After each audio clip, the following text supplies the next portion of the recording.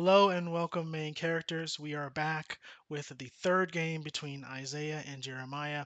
I want to be upfront that this is not going to be a live reaction like the last one. This is actually a re-upload. The first video I did was a live reaction, but after watching that back, I was disappointed with how I performed, some of the things that I missed, some of the things that I added that may have caused additional confusion. So that's why I'm here redoing this to hopefully provide a better commentary this time around. I did want to be upfront about that because I didn't want people to think that this was a live reaction when it wasn't. Also, I did make a mistake. Isaiah's going into second grade, not third grade. So just L's all over the place on my part. So we're going to go back over this game. Hopefully I can clear up some of the things in the last video that I did, some areas of confusion. And we're going to see the mistakes that they made, outline them, and be more clear about why those are mistakes. So that's the goal of this video here. So once again, this is not a live reaction, so I'm just going to kind of hopefully speed run through some of the mistakes. But right off the bat, we see that their play area isn't completely set up, so they went immediately from game 2 to game 3. You can see that there's some setup that isn't done. They have a tendency to get ahead of themselves, so what first should be done before they even draw, reset their color tokens, reset their crystals, reset their stamina. So they almost got it. The color tokens are still not correct. So Isaiah has 2 color tokens face down. Jeremiah has 1 face down, and they need to remedy that. Um, they usually decide who's going first after they draw and all that stuff. Technically, that should be done prior as well, but that's not as big of a deal. So Jeremiah's going to start things off with the secret laboratory. That's a really good opening play. Really puts pressure on the opponent whether to defend or take the damage. Then he's going to open up with a blue-red attack. Isaiah is going to attempt to nullify this attack with Alley Assault. That cannot be done. Alley Assault stops normal or battlefield support cards. Now, he does have a card in his hand that he's going to attempt to use, and this is something that I did not catch the first time around. And that is going to be this begrudging rescue in his hand. He also cannot use this card because it only works on main characters or mono allies. Jeremiah is attacking with a dual ally. So this card can't be used to stop this attack either. Now, he does go ahead and pay the crystal, discard the card, and pay the additional cost of dropping a card, but this is an illegal play. Now, Jeremiah, because this is an illegal play, he's not able to flip up one of his color tokens because his attack was nullified. So he should technically, if he wanted to trigger the effect, have an additional color token available. He probably would have chosen red. So now Isaiah is going to attack blue. Technically, he doesn't have any colors available because his tokens are face down, but we know that it should be face up. They have not remedied that at all. Jeremiah does go ahead and defend with a protector to get that stockpile. So now Isaiah's trying to trigger another witness. Jeremiah must get his stockpile first, so he does do that. Now Isaiah can trigger the another eyewitness at the start of Jeremiah's move to discard one of his support cards. And Isaiah's deciding on I think maybe they're talking about face up versus face down. So another eyewitness does not discard face ups. It only discards face down. So he's going to hit the see you later. Isaiah forgets to stockpile. That's the second part of the effect for another eyewitness. Discard a card, then stockpile. Here, Jeremiah attempts to attack with a red. He doesn't have a red available. Now, in theory, he should have a red because that nullification that Isaiah attempted was illegal, but he does not have a red available. As far as he knows, that nullification was valid, so this would also be an illegal play. So it's a kind of rough start here. He did get to trigger the battlefield to stockpile a card. Now Isaiah is going to attack with his main character and flip over a color token for the main character attack. You do not need to do that. The main character attack is a generic attack, and it can't be stopped. Now Jeremiah is going to attempt to nullify Isaiah's attack with the Mordecai's Ambition. You also can't do that. Mordecai's Ambition only works on mono or dual allies. Isaiah tried to use Alley Assault a second time incorrectly on a response support. Again, it's only normal and battlefield supports. And so this first round is just a mess right now. Jeremiah is attacking. Isaiah is trying to trigger another card that he can't use to stop an attack. Doesn't work like that. That card does work against Mordecai's Ambition. ambition.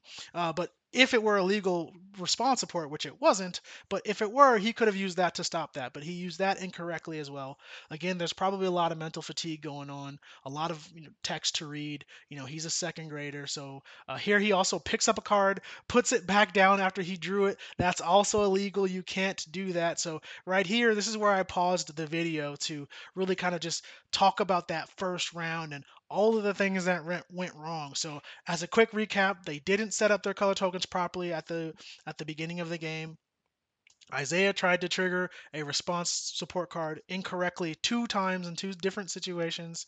Um, the response support card that he triggered, the begrudging rescue, that doesn't work. Didn't work because it was on a dual ally, and it can only work on main characters or mono allies. Jeremiah tried to use a support card incorrectly that only works on allies. So that whole first round was a mess. And at this point, the game state is kind of irreparable. But they're going to move forward anyway. Again, I believe a lot of this is due to mental fatigue. So Isaiah picks up the card he just drew, put back down the card he originally drew.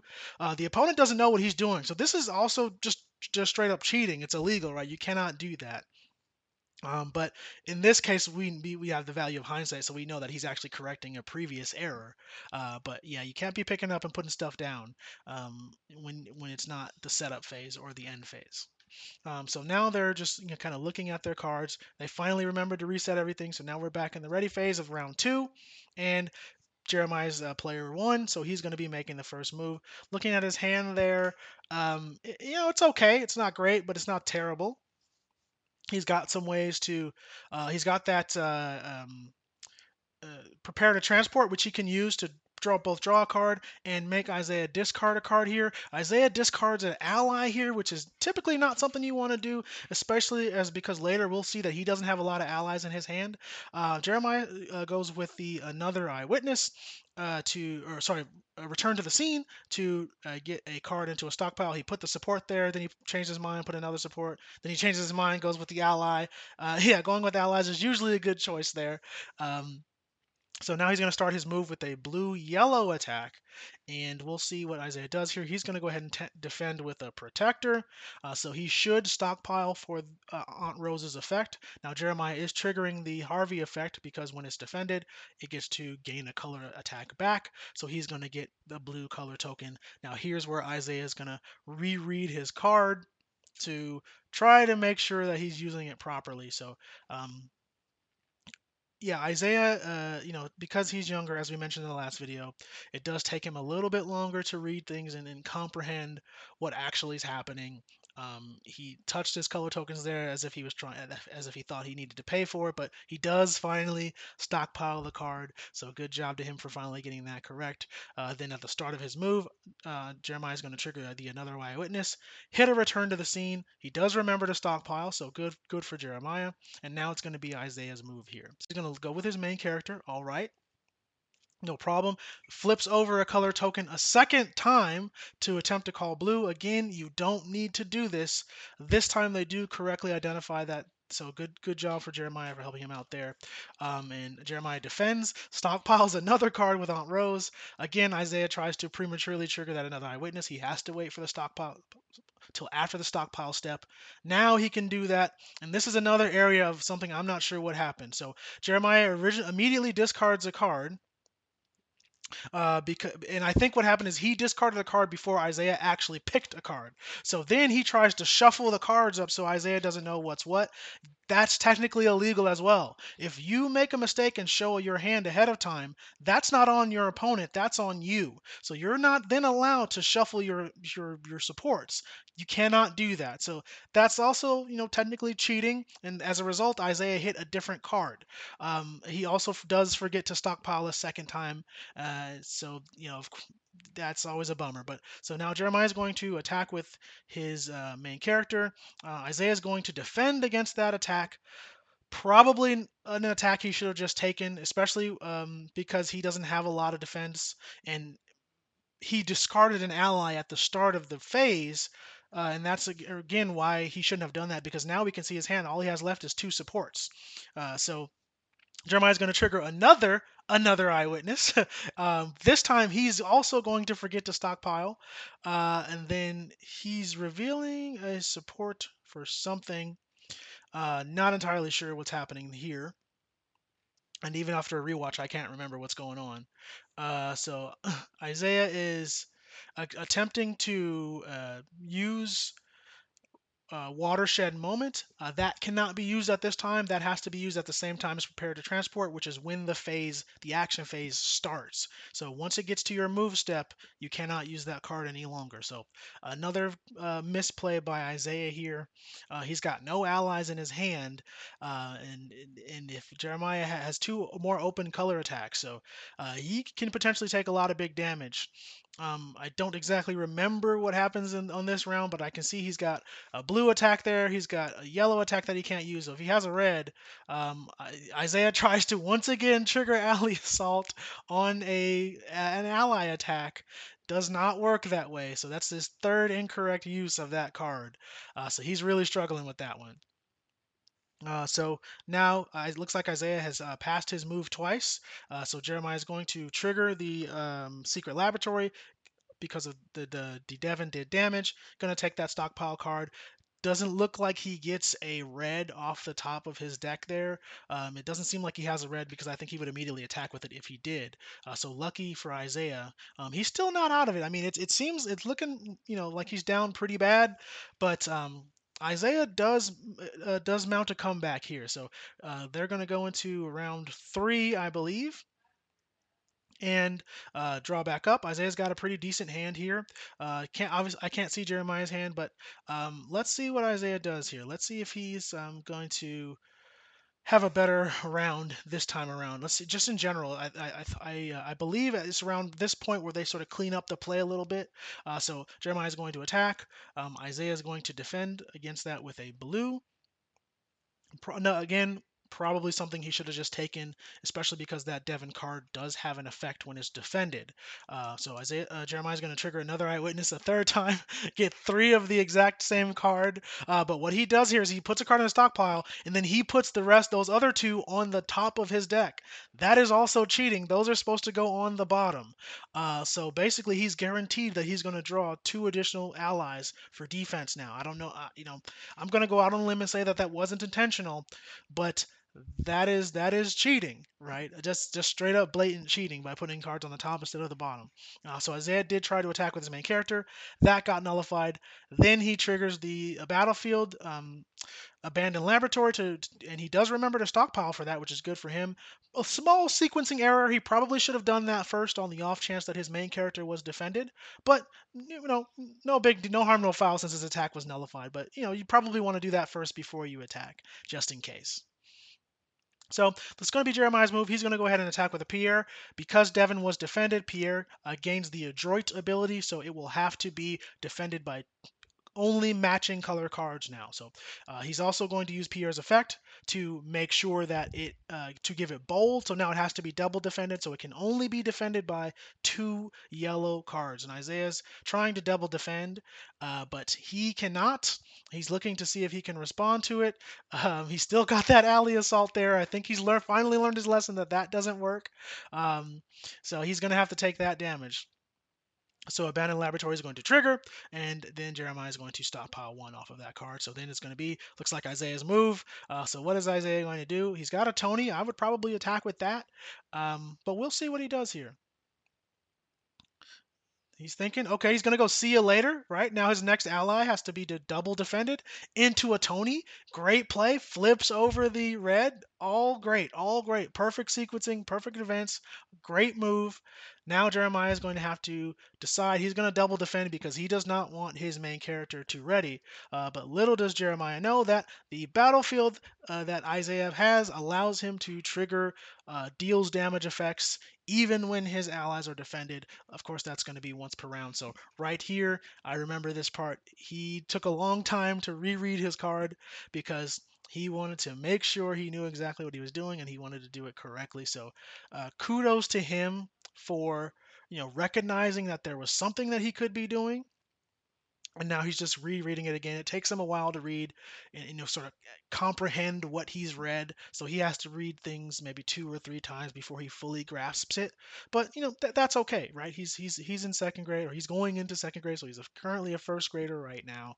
So it's to be expected. So looks like he does trigger the battlefield to ready his main character. Looks like Jeremiah is going to trigger one of his mysterious men to reveal support and discard support cards later on. So I think what Jeremiah is trying to do here is clear out Isaiah's back row so he can go in for the final kill here. But no, he's actually going to get rid of the battlefield. He does not want to deal with that anymore. I think that's also a fair choice. That does give Isaiah a lot of free reign. So now Jeremiah is going to generic attack. No, he's going to color attack with this Jameer. He probably could have made this a generic attack, but maybe no, he already attacked with a yellow Pierre. So yes, this is a generic attack. He just flipped over the token late, and once again, I missed that. But so this is a generic attack. The Pierre was his color attack. Isaiah's going to go ahead and defend with the Harvey, but he does have to pay a crystal because of Harvey's foolish ability. But he is able to defend against that attack. He attempts to attack with the red. He cannot do that, but he's going to go ahead and attack with his main character here. Jeremiah does take the first damage of the game for him. When Antoine deals damage, he gets to stockpile a card, so hopefully that card will help him out. Jeremiah is going to go home at last into the main character attack. And so now this has to be double defended.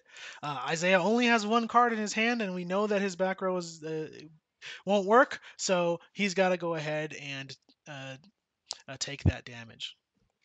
So I think that Isaiah pulls a yellow off the stockpile, so he can attack with that. So he's going to go ahead and attack with that and deal another damage to Jeremiah. So things aren't looking totally bad. Jeremiah's going to attempt to think he's going for game. I'm sure he thought he was going for game there, but Isaiah's last card was a red. Um, Actually, Jeremiah should have known that because he did try to attack with that earlier when he couldn't have. So, but either way, we're going into round four. So Isaiah's did 2 damage there. He's hanging on by a thread with his one measly damaged stamina. But let's see if he can pull it out. Again, obviously I already know, and if you watched the last video, you already know. But we'll still pretend, right? So uh, so uh, Isaiah's going. He's got a pretty decent hand here. So I believe he's going to also trigger the watershed. The correct timing, right, is immediately after setup when the action phase starts. You can use watershed. So great job to Isaiah for doing that. Now they're just discussing what they're going to do. Jeremiah attempts to attack with his signature, then he pulls back his signature to reread it. So this is a correct move because the signature does ready the main character when it's defended and when it deals damage. So you want to make sure with the radiation ray that you attack with Mordecai first, so that you can you're not wasting that effect. So that's what he's going to do. Obviously, Isaiah has to defend if he wants to keep playing. So he's going to attempt to defend here. I think it also might have been a good idea for Jeremiah to maybe make that bold, but Isaiah is going to trigger correctly begrudging rescue. Jeremiah attempts to also misuse alley assault, so people are really struggling with the alley assault. Isaiah at first tried to discard a card, but no, he does put that on the bottom where it's supposed to go. So that's a good move on Isaiah's part. Just stop the attack outright, not deal with any silliness or nonsense, but you also do get to keep your ally. So now he's going to go ahead and home at last directly into a main character attack. We saw in the first video that he played home at last and then didn't do anything with the main character. This time he has corrected that mistake as well. So good on him.